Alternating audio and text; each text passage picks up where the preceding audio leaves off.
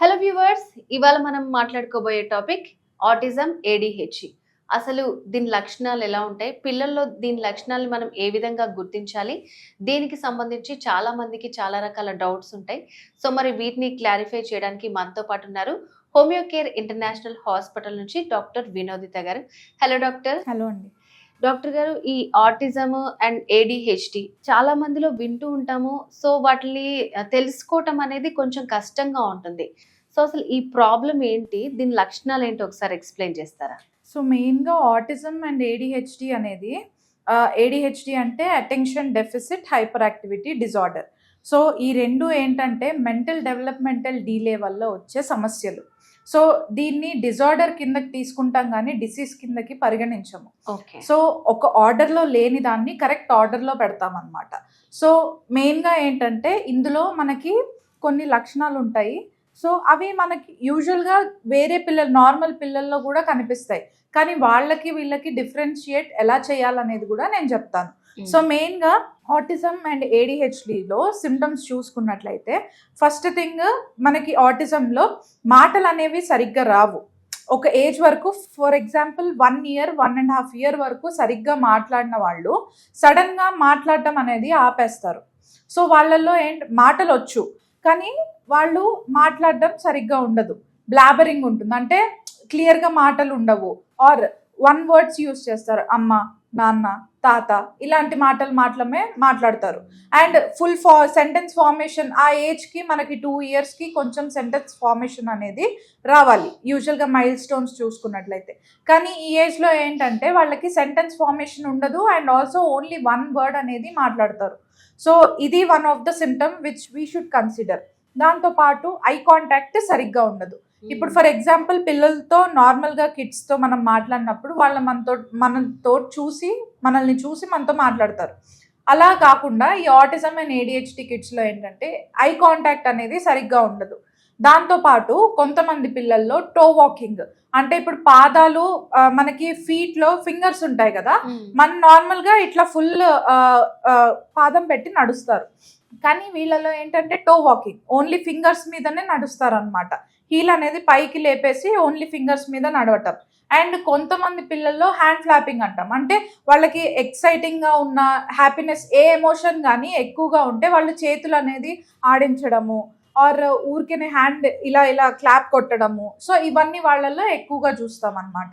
ఇవే కాకుండా మనకి మెయిన్గా ఏడిహెచ్డిలో ఉన్న సిమ్టమ్స్ ఏంటంటే ఒక దగ్గర సరిగ్గా కూర్చోరు, ఆ పేరులోనే ఉంటుంది, అటెన్షన్ డెఫిసిట్ అంటాము. అంటే కరెక్ట్గా ఒక దగ్గర సరిగ్గా కూర్చోరు అండ్ కూర్చున్న దగ్గర కూడా 5 minutes మాత్రమే కూర్చుంటారు. కాన్సన్ట్రేషన్ లెవెల్స్ అనేవి సరిగ్గా ఉండవు.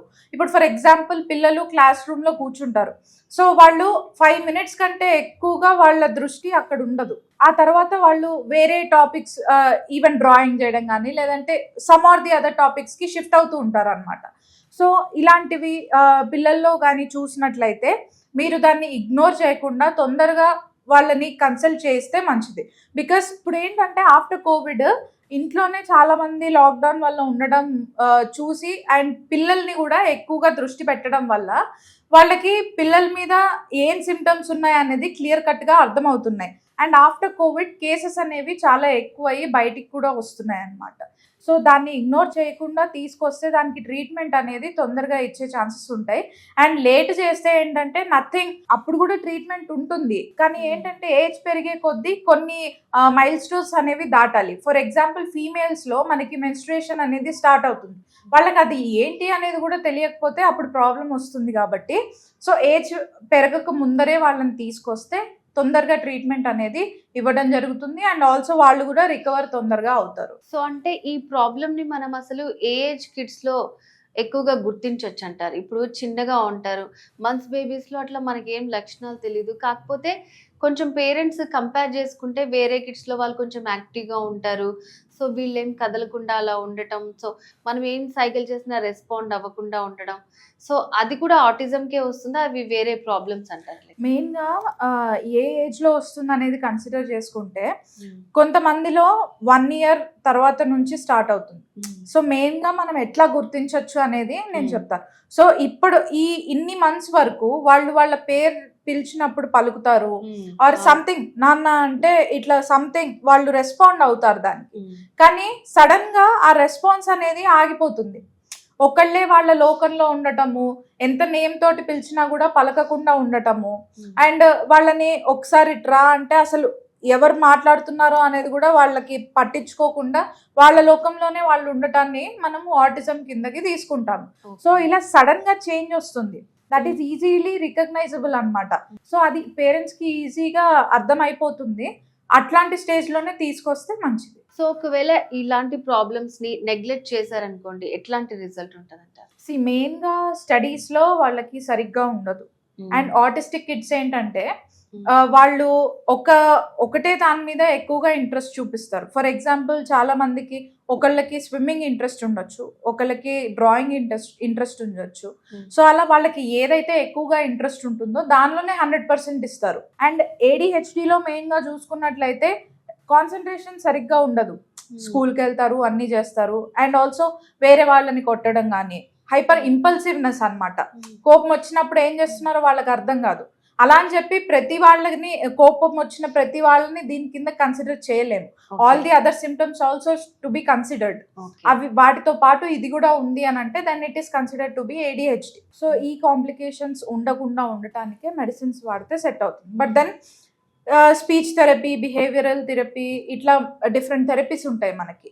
అవి చాలా మందికి ప్రతి ఒక్కళ్ళు ఆటిజం ADHD ఉన్న వాళ్ళందరికీ అది సజెస్ట్ చేస్తారు, ఎందుకంటే స్పీచ్ సరిగ్గా ఉండదు అండ్ బిహేవియర్ అనేది కొంచెం టాలరబుల్ గా ఉండదు.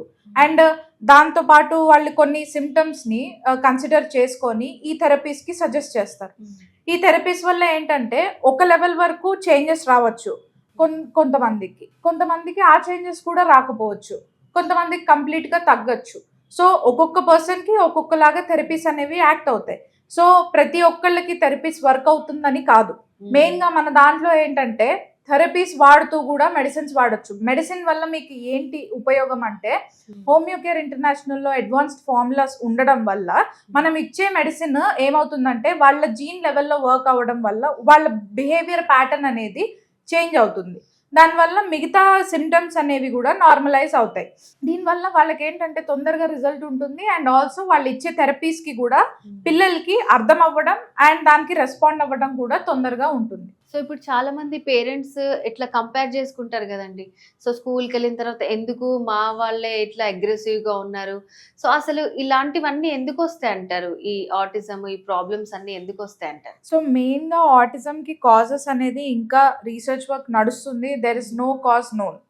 సో ఇప్పటిదాకా ఉన్న కాజెస్లో అది కూడా 100% కాజ్ అని చెప్పలేము. ఫర్ ఎగ్జాంపుల్ వ్యాక్సినేషన్ వల్ల ఆటిజం అండ్ ADHD వస్తుందని చెప్పారు. So that is also not the reason. కొంతమంది మేనరికంలో పెళ్లి చేసుకోవడం వల్ల కూడా ఈ ప్రాబ్లం వస్తుంది అని అన్నారు. That is also not the cause, because I have seen many cases అలాంటి పేరెంట్స్ లేకపోయినా కూడా ఆటిజం ఉంది. అండ్ థర్డ్ థింగ్ వచ్చేసి మనకి జెస్టేషనల్ డయాబెటీస్ ఉండటము, ఆర్ PCOD ఇట్లాంటి ప్రాబ్లమ్స్ ఉండటము, IVS వల్ల వచ్చిన కిడ్స్ లో కూడా ఇట్లాంటి ప్రాబ్లమ్స్ ఉండటము, ఇవన్నీ కాజెస్ అని చెప్పారు. కానీ 100% ఇదే రీజన్ అని లేదు ఎక్కడ. The research work is still going on. So మరి హోమియోకేర్ ఇంటర్నేషనల్ లో ఇలాంటి ప్రాబ్లమ్ తో సఫర్ అవుతున్న పిల్లలకి ఎటువంటి ట్రీట్మెంట్ ఉంటుందంటారు? సో మెయిన్ గా మనం మాట్లాడుకున్నట్టు so mental health and physical health important. So ఈ కేసెస్ లో ఏంటంటే మెయిన్ గా మెంటల్ హెల్త్ ని కన్సిడర్ చేసుకొని వాళ్ళ ప్యాటర్న్ ఎలా ఉందనేది చూసి దాన్ని బట్టి మెడిసిన్ ఇస్తాం. సో హోమియోకేర్ ఇంటర్నేషనల్లో మన అడ్వాన్స్ ఫార్ములాస్ వల్ల ఏమవుతుందంటే ఇంటర్నల్గా జీన్ లెవెల్లో కరెక్షన్ అవ్వటం వల్ల వాళ్ళ బిహేవియర్ ప్యాటర్న్ అనేది చేంజ్ అవ్వటం, వాళ్ళ గట్ బ్యాక్టీరియా నార్మలైజ్ అవ్వటం, టోటల్గా ఇమ్యూన్ సిస్టమ్ అనేది కరెక్ట్ అవ్వటం వల్ల all the symptoms all together correct అయిపోయి నార్మలైజ్ అవుతారు. సో ఇలా ఈ ప్రాసెస్ జరగడం అండ్ ఆల్సో వాళ్ళకి ఈ ప్రాబ్లం మళ్ళీ రీకర్ అవ్వకుండా ఉండేటట్టు కూడా చూసుకుంటాం. So these are the main reasons. And also ఎట్లా వర్క్ అవుతుంది అనేది కూడా మెయిన్గా జీన్ లెవెల్లో వర్క్ అవడం వల్ల కూడా మనకి ఈ ప్రాబ్లం అనేది రిజాల్వ్ అవుతుంది. ఓకే డాక్టర్ గారు, ఈ ఆటిజంకి సంబంధించి చాలా విషయాలు చెప్పారు, చాలా క్లియర్గా ఎక్స్ప్లెయిన్ చేశారు. అండ్ హోమియోకేర్ ఇంటర్నేషనల్లో దీనికి ఎటువంటి ట్రీట్మెంట్ ఉంటుందని కూడా చాలా బాగా ఎక్స్ప్లెయిన్ చేశారు. Thank you so much. So viewers విన్నారు కదండి, మీ పిల్లల్లో కూడా ఇలాంటి లక్షణాలు ఈ సమస్యతో బాధపడుతూ ఉంటే నెగ్లెక్ట్ చేయకండి. హోమియోకేర్ ఇంటర్నేషనల్లో చాలా మంచి ట్రీట్మెంట్ ఉంటుందన్నమాట. సో ఇది ఇవాల్టి స్పెషల్ వీడియో. నెక్స్ట్ వీడియోలో మళ్ళీ కలుద్దాం. ఏమైనా డీటెయిల్స్ కావాలనుకుంటే స్క్రీన్ మీద కనిపిస్తున్న నెంబర్స్కి కాల్ చేసి కంప్లీట్ డీటెయిల్స్ తెలుసుకోవచ్చు.